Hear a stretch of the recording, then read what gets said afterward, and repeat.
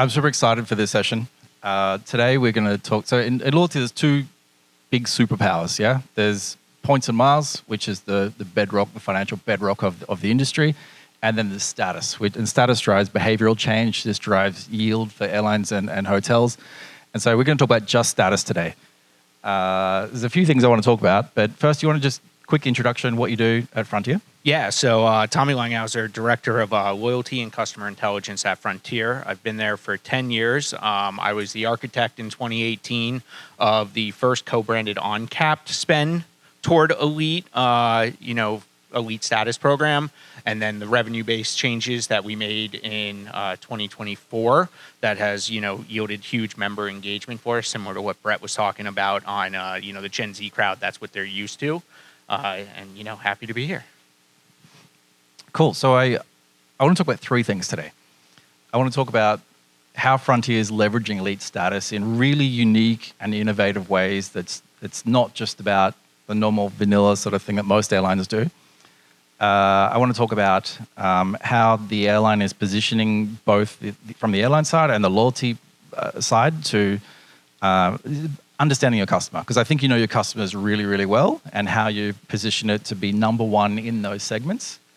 And then thirdly, if we've got some time, I want to talk about speed. But first, I want to talk about a really hugely successful campaign you just wrapped up yesterday. Yesterday.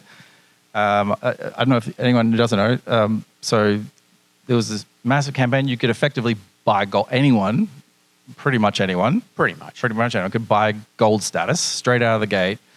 What was it, like 15, 16 months of gold? Yeah, so 16 months through the end of 2026. Yeah, so there's no challenges. You just straight out of the gate, you just get gold status. You just buy it for $69. So anyone did this was obviously, it was all over the media, all over the blogs, all over. It was absolutely, it was wild. Yeah, it was fantastic for us. And, like some early readouts of it, because, we also launched our Go Wild All-You-Can-Fly Pass, annual pass, within the same promo period. And, the results of the two of them going together was just, perfect synergy in that we saw a huge adoption of new pass holders with our Go Wild All-You-Can-Fly Pass, as well as people just booking immediately with that gold status. I think right now we are already at 25% of those people that paid the $69, and this was only live for about 2.5 weeks, have already made a booking on us. And, one thing that we also saw was we re-engaged a lot of people, but we also had a lot of net new. So, when you put those two populations together, looking at people that hadn't actually interacted with us in the past 2 years, and all the people that were just net new to our ecosystem, that was about 50% of the population that took advantage of this. So, it's great customer. It's actually, while there is some cost to it to promote it and everything, we were actually still getting revenue from it, and the customer engagement or the acquisition cost was basically nothing. We actually made money on it. You got paid to acquire customers? Yes, we got paid to acquire customers. Mind blown, yeah. I mean, the media value as well, because I don't know you guys, everywhere I was looking, all I could see was Frontier gold status, $69, like get it now. Was this acquiring a lot of new people to your ecosystem that otherwise are a bit trickier to sort of get a hold of? Yeah. It was, like I said, just before, it was, we see these and we see status heavily as a re-engagement play. We want the new people in, but we want the right people in.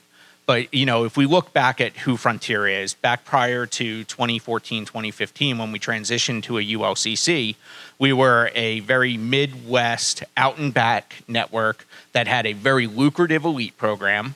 And those people kind of went away as we transitioned to the ULCC model because they gutted the elite program prior to me getting there. And we've, since reinvigorated it. But all of our status campaigns have shown a re-engagement of some of those historic and dormant populations, whether it be with the co-brand or with the Fare Club. And then, trying to win those customers back by, basically telling, hey, we're going to let you fly with us in kind of the old way with a lot of your old entitlements with our current elite statuses. Yeah, because you've got this really unique synergy. You used this word before, and you've got something really interesting that I don't think many other airlines have. Is that you've got these core products, these like pillar products. You've got Go Wild Pass, which you promote pretty heavily. You've then got these status offers that you run every so often in a very unique way, and then you've got obviously co-brand. And these, the way we see it is these synergize really, really well. Yeah. Yeah, absolutely. I mean, when we think about these things, it's the bread and butter for the U.S. airline industry is the co-brand. But we also love to diversify our ancillary revenue streams. Everyone thinks of ancillary revenue typically as bags and seats. But in our world, it's co-brand revenue as well as fare clubs and paid memberships, of which we have the Go Wild. And the Go Wild and the credit card just kind of parlay perfectly together in that you can get gold status. You can spend your way there because, one of the pitfalls of people getting Go Wild, while they get a huge amount of qualifying points on the purchase of the pass, their flights basically accrue next to nothing because they're only giving us a penny for each flight that they take. And being revenue-based, you're not really going to earn a whole lot there. So, it also gives them an additional path to status. Yeah, so you shared some stats earlier about how people, when they come in through one of these three channels, so they might come in as a base member, buy the Go Wild, and that then gets them into the credit card, which gets them into something else. So that's like path number one. There's path number two where someone's just flying a lot, and they just earn the status, and then that, they go into the credit card, then they go, well, is Go Wild for me as well? And then there's a third option, which I think is super interesting, which is they come in through a status offer. So this is like a status match or like the recent $69 thing. And then that actually drives co-brand uptake and Go Wild uptake as well. Yeah, I mean, like we've been discussing, they all work together well. And, we've seen this work throughout the years, and that's why we continue to, utilize status as a leverage or as a great leverage point to promote the credit card, but also to promote our other products. The one thing that we're missing also here is Discount Den, which is, another discount program that is more for, the everyday person. But, ultimately, the goal is to drive as much, uptick and synergy amongst all of those programs and, kind of have those unicorn customers that are part of every single one of them or, in some cases, the ones that are right for them. So is this some of the secret sauce on how you've got such high penetration, such loyal co-brand holders? Because you've got these different avenues for people to come in that is not just... It's not a singular, get the card, get a bunch of bonus points, and please use it. It's hey, there's these other tools to engage you, but then there's also status tools that bring you into the ecosystem. Yeah, absolutely. I mean, one thing that we've been tasked with this year and that we're really pushing forward is to be the most rewarding and also the most rewarding status that people can get out there. We think that, because of who we are, we have the opportunity to make it easier for people to obtain status. And, I think Greg from Frequent Miler just put out an article about, status purely on credit card spend. And you can get our base tier at $10,000. No other airline you can get there. You can get our top tier at $100,000 in credit card spend. I think the lowest one for another, one of the other U.S. airlines was $200,000 to $250,000 you'd have to spend purely on your card to get a top tier status. So, we're always looking at ways to, knowing who we are and being realistic that we're frontier. We're smaller. We're not right for everyone. But if we're right for you, we're going to reward you for your loyalty in the quickest possible way. This is kind of segues into my second sort of question I wanted to touch on, which is about, you really know your customer. You know your customers, but equally, you know who is not your customer. Because when you know what you do know, who you do what, who you don't want. Yeah. And there's a interesting article from Brian Summers that I saw on the Airline Observer, and it was titled JetBlue's top priority is to become number one at something.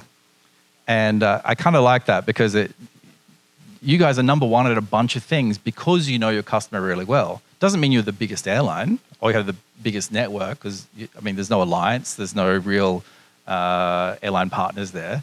But the people that do fly and the people that you want to fly, you hone in on them really well. You understand what they want. and also what they're willing to pay for, which I think is very on brand for you guys. Because, you launched the world's first paid status match back in 2020, which was massively successful, obviously. And it was, people were like, well, there's a fee on a status, this is crazy. But it was very on brand for you. I think that's what Gary Leff exactly said, was on brand. Frontier launches a paid status match. Exactly, but it's about knowing your customer, because it attracted certain people in the right way, but deliberately didn't attract some people in a different way. Yeah, I think it's one of those things. We know who we are. We know who we're striving to go after. We know that there's a huge population out there in the mid tiers of the other programs that may not feel like they get much value in their programs anymore. They're number 72 on the upgrade list. They're never actually going to get upgraded if they're in one of their hub cities.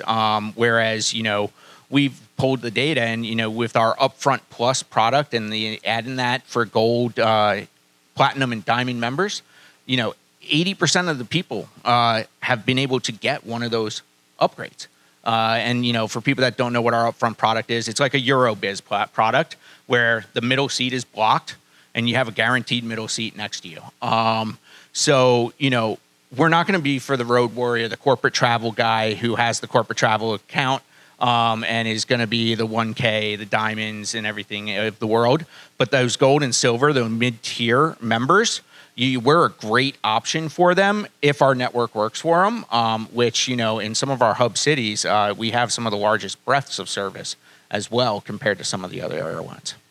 Would it be fair to say that some of these road warriors with the top status, some of these other airlines, like Frontier, is a really solid backup for them? So like when Delta wants to charge you $5,000 to New York to Vegas, suddenly, Yeah, and actually, it's funny. We've seen a bunch of those guys actually buy the Go Wild Pass for the backup purpose. Because it's right now it's on sale for $299. It's pennies to them compared to the flights they normally fly and pay for.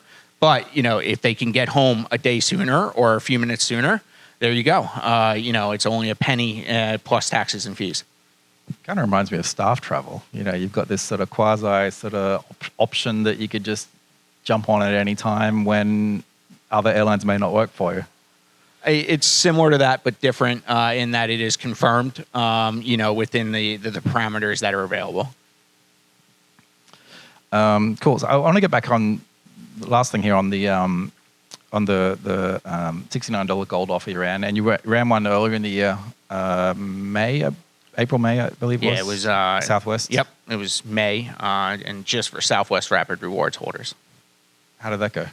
That one, that one was reaction to market news. It was right after Southwest announced all of their major changes in the overhaul and add in check bag fees and everything, and we were tasked to go do something about this, go get their customers.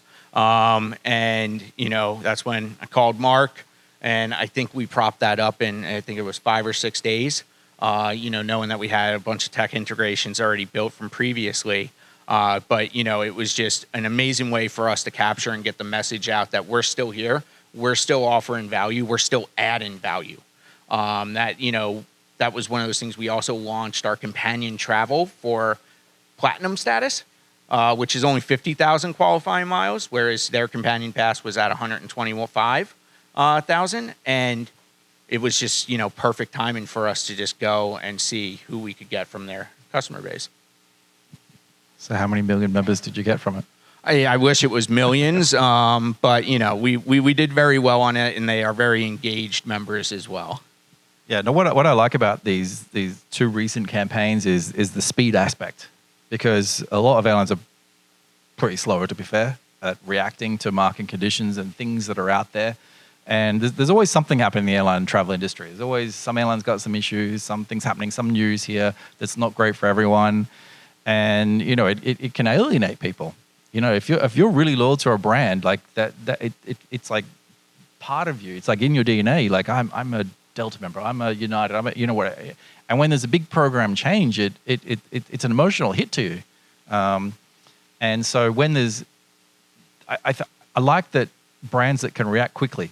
Really quickly in the market, because it's kind of acknowledgement that these people have taken an emotional hit, and there's like we're offering something over here. You know, they may not love you. We love you. See what I did there? Yeah, I saw what you did there. You know, that was a fun letter we got from Southwest for the use of their hearts on that campaign. But you know, we're fortunate in that we have an amazing team at Frontier and some amazing partners, obviously, with you guys on what we can do on the status side to just react quickly. Our marketing team is ready for the chaos and everything. Our tech teams also. You know, it goes to working and knowing the people that are going to do the work and knowing, you know, that you're going to burden them a little bit, but also, you know, hey guys, how important this is for us to react. And I think all of the campaigns that we've run in the past results, when we bring those up internally, it gives us an easy buy-in for, you know, getting additional speed to get these new markets and these reactionary campaigns out. I think customers appreciate it. I think they like it in the market because they see all this not so great news about whatever's happening. And then there's like this counter media. It's like, well, hang on, here's all this positive news. And so it's this like emotional roller coaster. It's like pain, then, oh my gosh, good thing. Like let's jump on it now. I wish more brands would do this stuff. Like just personally, I would love that as well. All right, we've got a few minutes left. Obviously, we're talking about status. If anyone's got any questions for Tommy on how amazing his program is. We know we're holding you up for lunch, so. And questions don't come with an add-on fee, because that would also be on brand, wouldn't it, Tommy? What was that? I didn't pay the fee. Any questions? Here we go. Come on, Kyle, birthday boy. Do you get a free trip on your birthday, I think is Kyle's question. Thanks, David. So I don't recall what the program was called where it was like all you can fly. Yeah, it's the Go Wild program. Go Wild okay. And I know it's somewhat unrelated, but kind of related. How did that program go, and would you guys do it again? Yeah, so I mean, we're actually selling that pass right now. So we're selling next year's annual pass for a premium or a intro price of $299 through the end of this week. It's just a 2-week sale, and then we're going to pull down the sales of that and bring it back in the normal time frame that we sell it, you know, later this year. But it's a amazing product for us to get, you know, garner engagement with our customers, and then, you know, it feeds into our status campaigns that we run here, but also into our co-brand. Because, you know, like I was talking about before, they don't earn a ton of miles with Go Wild and a ton of status points, so they need to explore other avenues to kind of get there. Yeah. Hey, Tommy, quick follow-up for you. I know you're used to be a forensic accountant, right? So I think about that, you know, like Go Wild, and I'm just like, man, that must be cost you guys so much. Like, how do you think about the unit economics of that and make all that fit together? Yeah, so I won't go into, you know, the secret sauce of it, but it is something that it is subject to availability.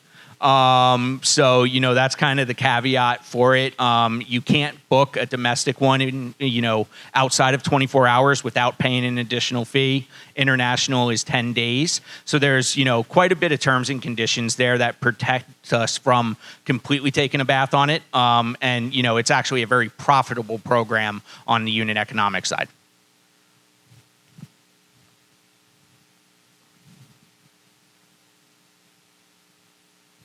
You touched on it a little bit. Partnerships are very important for customer loyalty programs, but making sure there's synergy for both brands or more than two brands is very important, but also very challenging. ROI, integration, do you have alignment from the audiences? You know, how are you looking at partnerships, and what did you think of the JetBlue/United partnerships? You know, your perspective on that. So I won't comment on the JetBlue United one, just because, yeah, I'll leave that one alone. But from our internal view, you know, I'll be very candid that our team is so lean that, you know, greater partnerships actually hasn't been a huge focus of us because, you know, I am one of 7 people total on my team, and that includes promotions, operations, and data for the entire Frontier Miles ecosystem. So very, very lean. But, one of the things that we are looking at in 2026 is expanding out the team to do more on the partnership side, whether it be additional earn partners, additional burn partners, and really drive additional engagement. Time for one final question. Going. You want to wrap up, boys? Final thoughts. What are your final thoughts? My final thoughts, it's just been it's been an interesting 10 years for me at Frontier. I'm happy to see where the program's going, and really enjoy the partnerships that we do have, and continuing to provide additional value to our customers. Thanks, Mark. Thanks, Tommy.